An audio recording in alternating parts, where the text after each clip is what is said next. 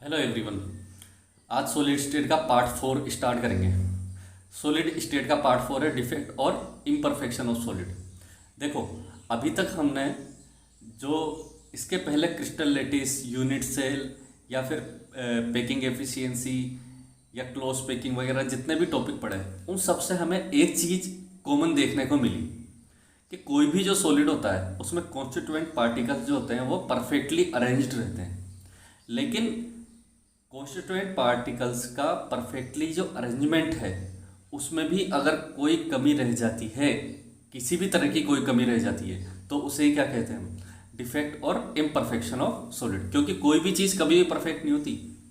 हम बोलते भी हैं, ह्यूमन बिहेवियर में ये लाइन बोली जाती है कई बार कि कोई भी चीज़ कभी भी परफेक्ट नहीं होती, कोई ना कोई तो उसमें कमी रहेगी ही रहेगी। तो यहाँ भी हम देख रहे हैं कि जो क्रिस्टल है, ठीक है, क्रिस्टल में कॉन्स्टिट्यूएंट पार्टिकल का जो अरेंजमेंट है उसमें किसी भी तरह की अगर कोई कमी रह जाती है तो उसे क्या कहते हैं हम? डिफेक्ट और इम्परफेक्शन ऑफ सॉलिड। ठीक है, डेफिनेशन देखते हैं इसकी क्या है। Any departure from perfectly order arrangement of constituent particle in crystal is called imperfection और डिफेक्ट। क्लियर बात समझ में आई?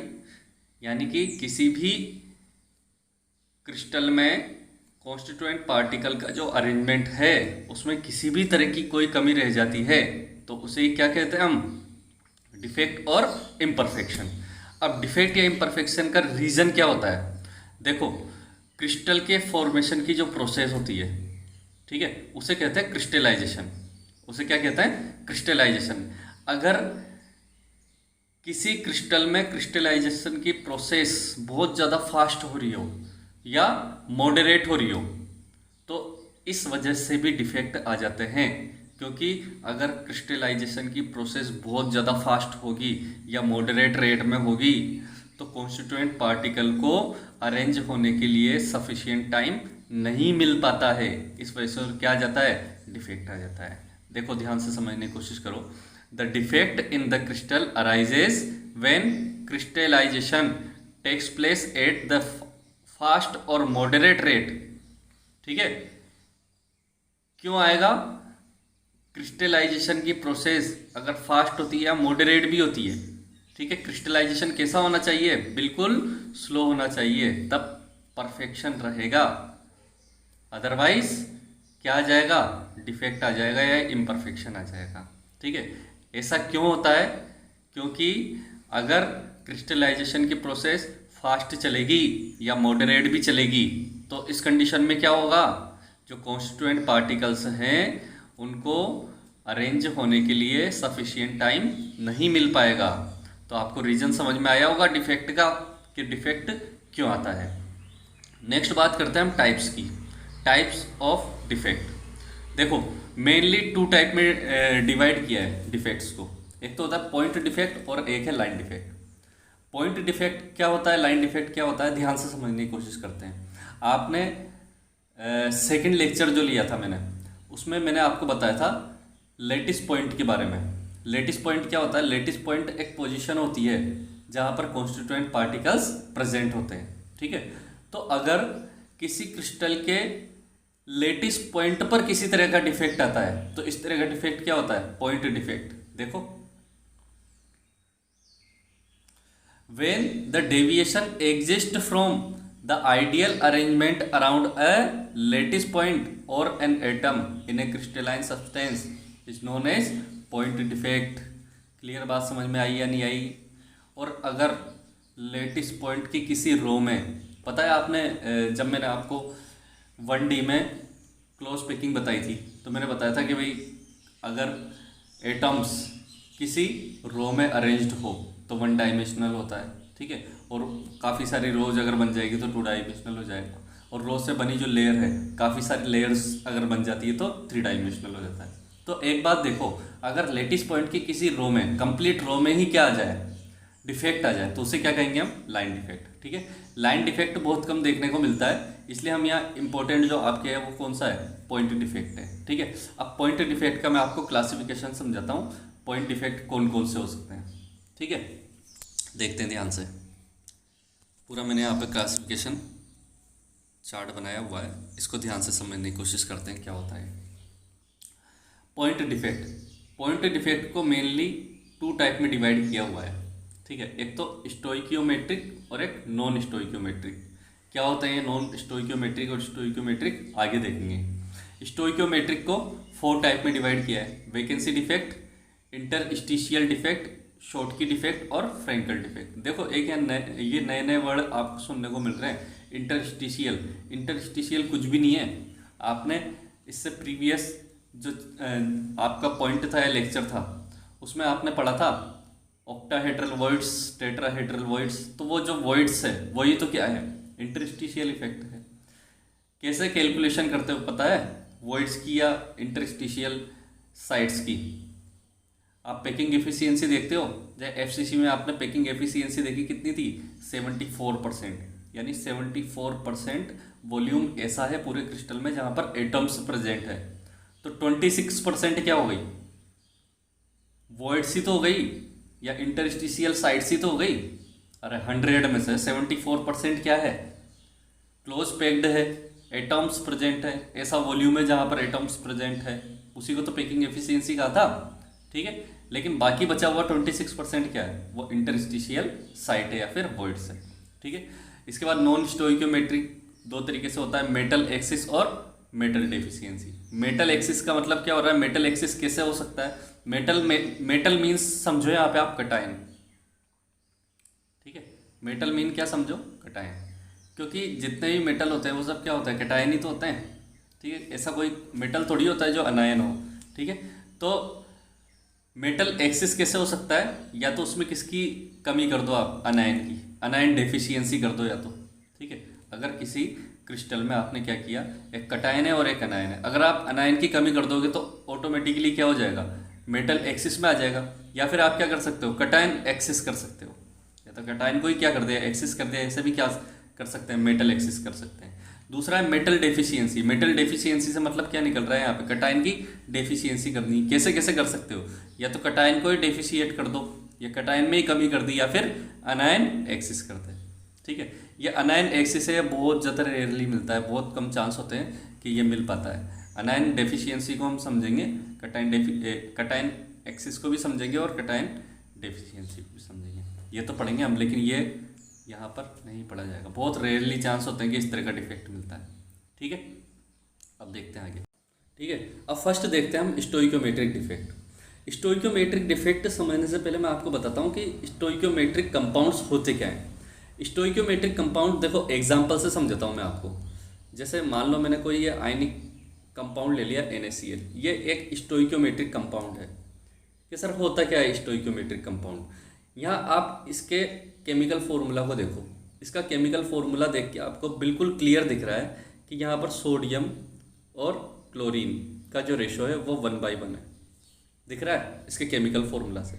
और एक्चुअल में भी यहाँ पर सोडियम और क्लोरीन का जो रेशो निकलता है वो क्या निकलता है, 1/1 ही निकलता है। यानी कि अगर किसी क्रिस्टल में 10 Na+ होंगे तो 10 ही क्या होंगे, Cl-। अगर 10 की जगह मान लो 9 ही होंगे Na+, तो 9 ही क्या होंगे, Cl-। यानी कि रेशो कितना रहेगा, फिक्स हमेशा 1/1 ही रहेगा, ठीक है।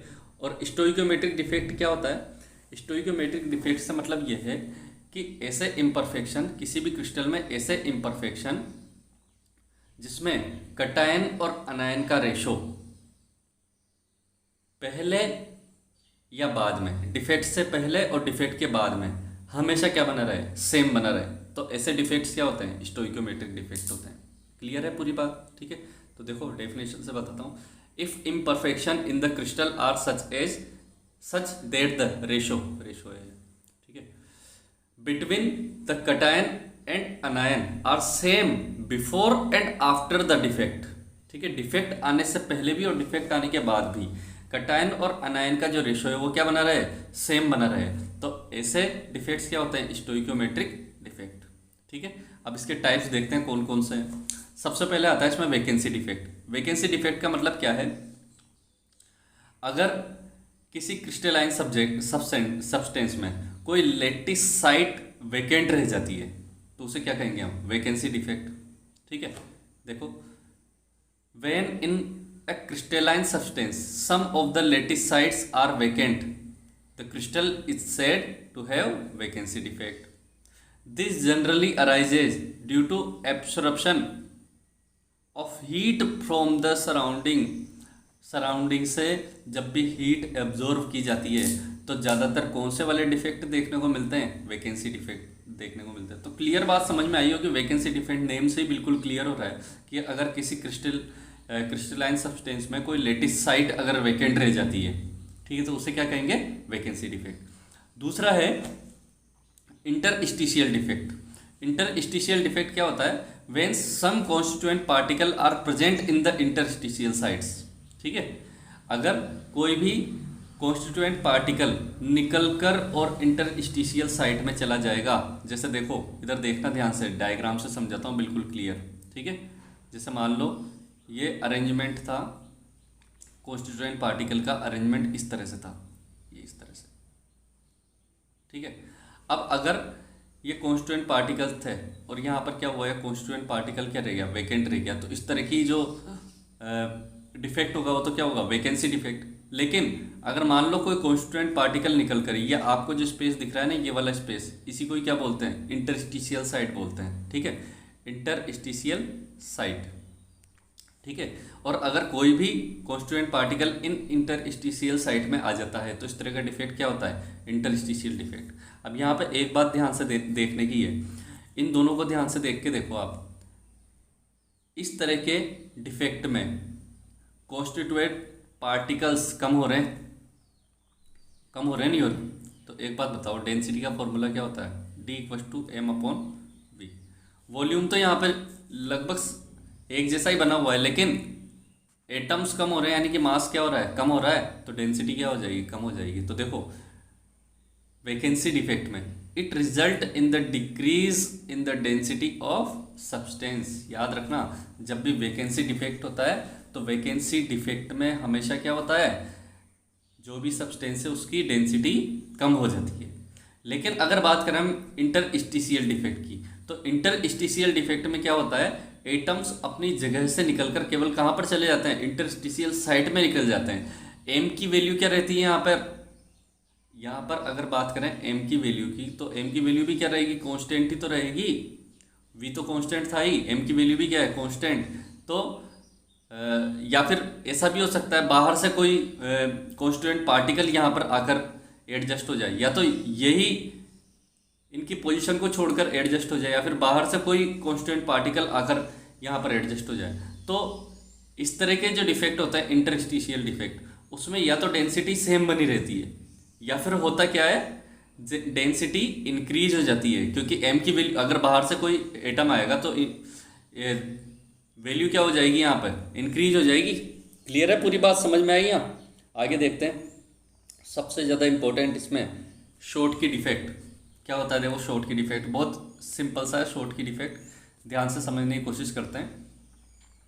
शॉर्ट की डिफेक्ट में क्या होता है कि जैसे मान लो कोई क्रिस्टल है, आयनिक क्रिस्टल A+B-, ठीक है, A+B-। अगर किसी क्रिस्टल लेटिस से कोई कैटायन गायब हो जाता है, अपने जगह को छोड़कर बाहर निकल जाता है, जैसे कि यहाँ पर देखो आप, ठीक है, तो उसके साथ ही कोई अनायन भी जगह को छोड़कर बाहर निकल जाएगा। यानी किसी क्रिस्टल से कैटायन और अनायन सेम रेशो में क्या होते हैं, बाहर निकल जाते हैं, ठीक है। तो इस तरह का डिफेक्ट क्या होता है, शॉर्ट की डिफेक्ट। एक बात याद रखना, शॉर्ट की डिफेक्ट में डेंसिटी हमेशा क्या होती है, डिक्रीज होती है, और इलेक्ट्रिकल न्यूट्रलिटी कैसे बनी रहती है, जितने A+ बाहर निकलेंगे उतने ही B- बाहर निकलेंगे, ठीक है। जैसे देखो ये पूरा कंप्लीट क्रिस्टल है, 1 2 3 4 5 6 1 2 3 1 2, ठीक है, कितने 1 2 3 4 5 6 7 8 9 तो यहाँ पर क्या थे, A+ थे, और 9 ही क्या होंगे, B- होंगे, ठीक है। लेकिन अब एक निकल गया बाहर तो क्या बचा, 8 A+ और 8 ही B-। अब आप एक बात पे गौर करो, डिफेक्ट से पहले रेशो क्या था, 1/1। डिफेक्ट के बाद भी रेशो क्या है, 1/1। तो एक तरह का स्टोइकोमेट्रिक डिफेक्ट ही तो हुआ है कि डिफेक्ट से पहले भी रेशो 1/1 था और डिफेक्ट के बाद भी रेशो 1/1 रहा। बात क्लियर समझ में आई नहीं आई? तो शॉर्ट की डिफेक्ट को ध्यान से देखना। If in a ionic crystal of type A+B- equal number of anion and cation are missing from the lattice side, so the electrical neutrality maintain, this effect is called Schottky defect. Example क्या ले सकते हैं इसके, NaCl, AgBr। Clear है? Density decrease in this effect. अरे atoms अगर गायब होंगे, मिस हो जाएंगे, तो क्या हो जाएगी, डेंसिटी डिक्रीज होगी। नेक्स्ट देखो, अब नेक्स्ट देखते हैं हम फ्रेंकल डिफेक्ट। फ्रेंकल डिफेक्ट में होता क्या है, बहुत सिंपल सा है। फ्रेंकल डिफेक्ट में किसी भी क्रिस्टल लेटिस से कोई भी कटायन निकलकर और उसकी ही इंटरस्टिशियल साइट में जाकर एडजस्ट हो जाता है। तो ऐसे डिफेक्ट को क्या कहते हैं हम, फ्रेंकल डिफेक्ट। देखो फ्रेंकल डिफेक्ट ज़्यादातर इस तरह के आयनिक कंपाउंड्स में मिलता है जहाँ पर केटायन और एनायन की साइज का रेशो बहुत ज़्यादा हो, यानी उनमें डिफरेंस बहुत ज़्यादा हो। यहाँ देखो, यहाँ Ag और I। Ag क्या है, एक तरह से कटायन है, कौन सा, ट्रांजिशन मेटल, ठीक है। और I क्या है, यहाँ पर हेलोजन है। I का साइज बहुत ज़्यादा है और इसका साइज बहुत कम है, यानी इनकी जो साइज का डिफरेंस है, इनकी साइज का डिफरेंस अगर बहुत ज़्यादा रहता है, ठीक है, कैटायन और अनायन की साइज का डिफरेंस बहुत ज़्यादा रहता है, तो इस तरह के डिफेक्ट देखने को मिलते हैं, ठीक है। तो देखो, if the cation is missing from its lattice site and is occupied the interstitial site, the defect is called Frenkel defect.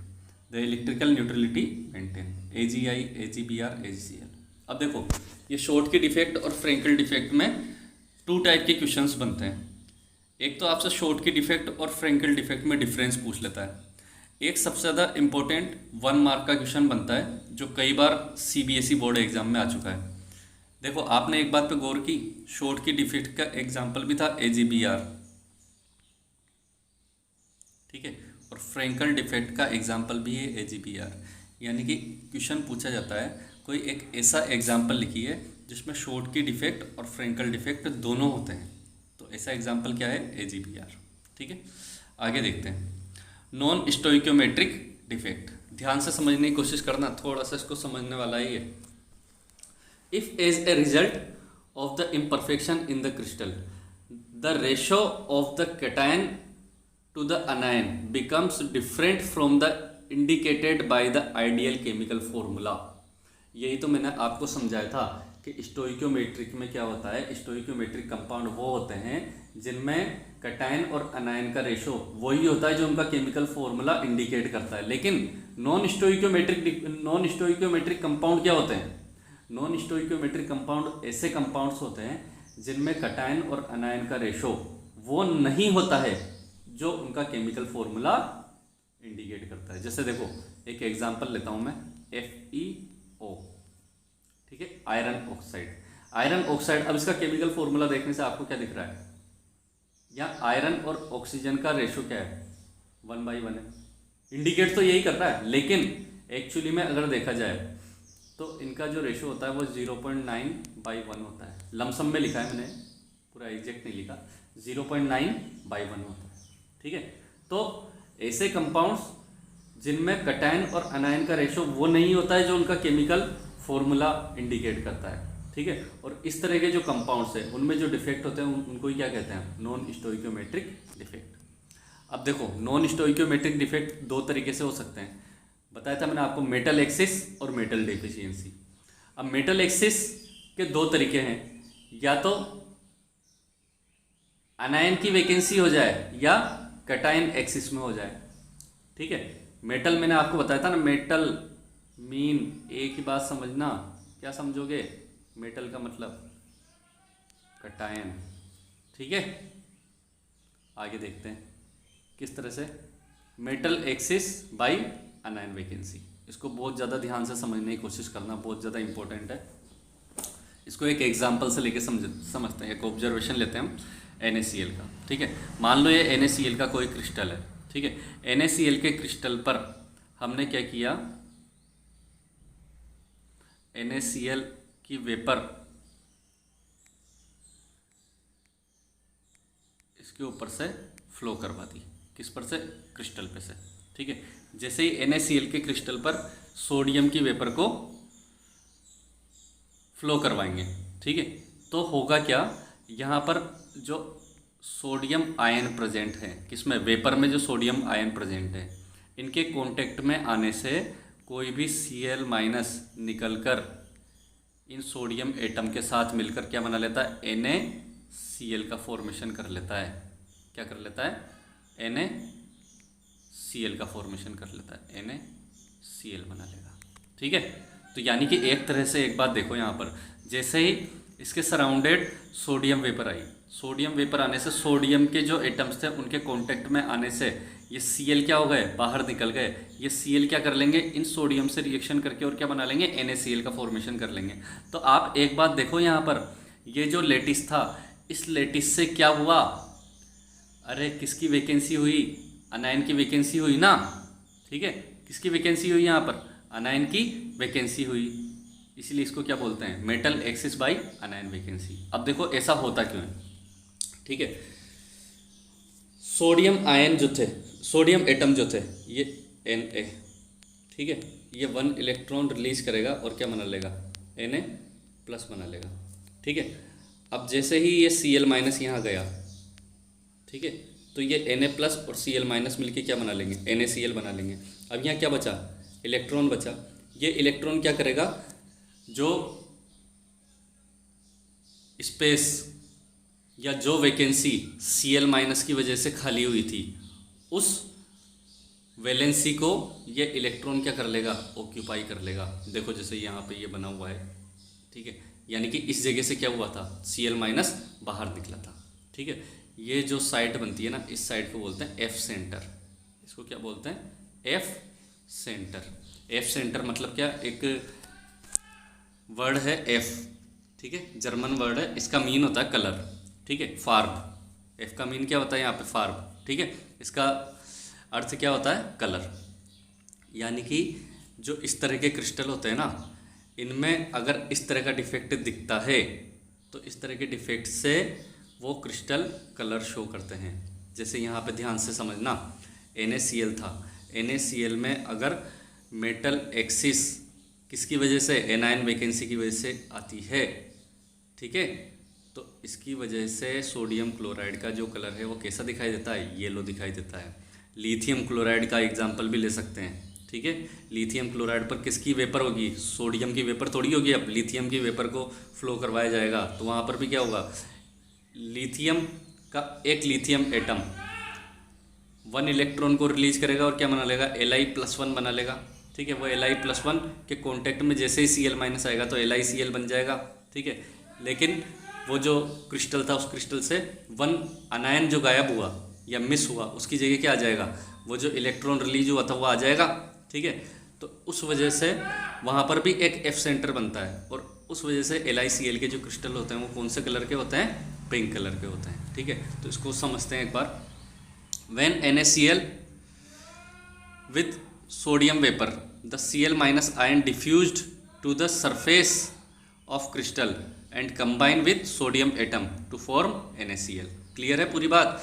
जैसे ही NaCl को किसके कांटेक्ट में लाया जाता है, सोडियम वेपर के कांटेक्ट में लाया जाता है, तो सोडियम वेपर के कांटेक्ट में लाने से Cl माइनस डिफ्यूज्ड होकर कहाँ पर आ जाते हैं, क्रिस्टल के सरफेस पर आ जाते हैं और Na से रिएक्शन करके NaCl का फॉर्मेशन कर लेते हैं। ऐसा क्यों होता है, क्योंकि सोडियम एटम क्या करते हैं, इलेक्ट्रॉन लूज करते हैं, ठीक है। This electron moves into the anionic side of the crystal which are vacant. The anionic site which is occupied by electron is called F center. F mean farb, which is German word for color. This electron absorbs some energy of the white light, giving yellow color to NaCl, pink color to LiCl. Clear है पूरी बात। आगे देखते हैं, metal axis by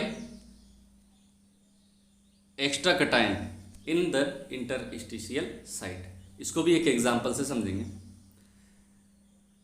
zinc oxide ZnO को जब heat करवाया जाता है, ZnO को हीट करवाने पर ऑक्सीजन का कलर येलो, ऑक्सीजन लॉस होता है जिससे जो क्रिस्टल है, क्रिस्टल का कलर कैसा हो जाता है, येलो हो जाता है। इसका रीज़न क्या है, देखो समझो।